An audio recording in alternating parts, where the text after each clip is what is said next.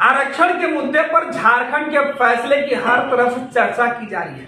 हेमंत सोरेन के उस फैसले के बाद अब देश के अन्य राज्यों में भी इसकी मांग उठने लगी है। जितनी जिसकी संख्या भारी उसको उतनी हिस्सेदारी। झारखंड में 1932 का जो खतियान है वो लागू हो गया। अब झारखंड के लोगों को उतना लाभ मिलेगा जो झारखंड के हैं। बाहर से बसने वाले लोगों को उतनी लाभ नहीं मिलेगी जितना पहले मिलता था। और अब इस बात की मांग अन्य प्रदेशों में उठने लगे हैं। बिहार के पूर्व मुख्यमंत्री जीतनराम मांझी ने भी इसकी मांग की है।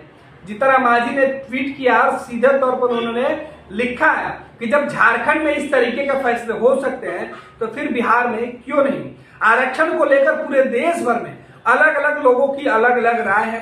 कई राजनीतिक दल आरक्षण के समर्थन में है तो कई इसके विपक्ष में भी है। हालांकि खुलकर कई लोग सामने भी नहीं आते हैं, लेकिन आरक्षण के मुद्दे पर हर कोई चाहता है कि आरक्षण लागू किया जाए। और ऐसे में जिसकी जितनी संख्या भारी उतनी हिस्सेदारी की मांग काफी पहले से बिहार में की जा रही है। और इसे लेकर कई बार बिहार विधानसभा से लेकर दिल्ली तक आवाज भी उठी है।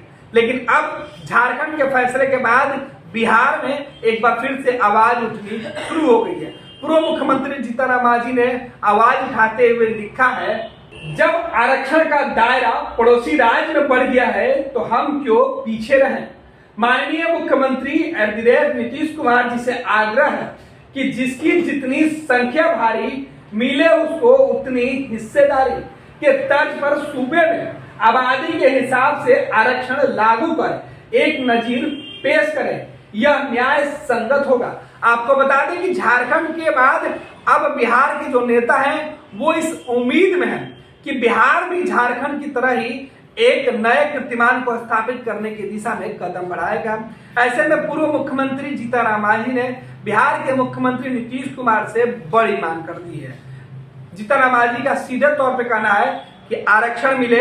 हालांकि बिहार में आरक्षण को लेकर पहले से ही सियासत की जा रही है। पहले से ही विधानसभा से लेकर सड़क तक संग्राम किया जा रहा है। विपक्षी जो नेता है वो पहले ही आरक्षण के मुद्दे पर काफी गोलबंद है। और ऐसे में जीतनराम मांझी का यह बयान उस वक्त आना है जब एक तरफ बिहार में उपचुनाव हो रहा है तो दूसरे तरफ लोकसभा चुनाव की आहट और सुगबुगाहट भी हो चुकी है। ऐसे में जीतनराम मांझी के बयान से नीतीश कुमार के ऊपर अब सीधे तौर पर प्रेशर पड़ेगा। देखना है कि नीतीश कुमार फैसले क्या लेते हैं। लेकिन जीतनराम मांझी ने जिस तरीके से मांग की है उसके बाद सीधे तौर पर आरक्षण को लेकर यह कहा जा रहा है कि आरक्षण से जो आरक्षण की जो डिमांड जो अन्य राजनीतिक दल के लोग कर रहे थे उसमें अब नीतीश कुमार को आगे आना चाहिए। क्योंकि अब आरक्षण के मुद्दे पर पूर्व मुख्यमंत्री का जो सीधे तौर पे कहना है कि जिनकी जितनी संख्या भारी अगर उनको उतनी हिस्सेदारी मिलेगी और इसी तर्ज पर अगर आरक्षण लागू किया जाता है तो इसका लाभ उन तबके को ज्यादा तौर पर मिलेगा जिसकी हिमायती और जिसके रहनुमा बनने के लिए बिहार के नेता दिन रात एक किए रहते हैं। सबसे ज्यादा उन लोगों की बात होगी जो पिछड़े समाज के लोग हैं या जिनकी संख्या ज्यादा है।